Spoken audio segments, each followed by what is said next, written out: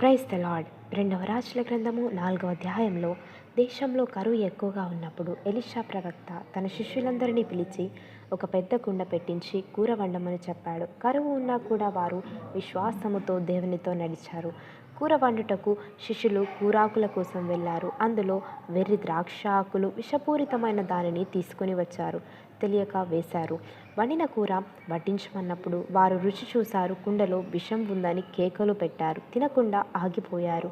Elisha ప్రవక్త పిండి తెమ్మన్నాడు. కుండలో వేసిన తర్వాత విషం పోయింది. అందరూ భయం లేకుండా తిన్నారు. పిండి దేవుని వాక్యానికి సాదృశ్యం. దేవుని మాట మన జీవితాన్ని పరిశుద్ధపరుస్తుంది. మన జీవితాల్లో చాలా విషయాలు మనల్ని దుఃఖానికి, బాధని కలుగజేస్తాయి. విశ్వాసంతో నిలబడాలి. దేవుని కార్యం కొరకు ఎదురు చూడాలి.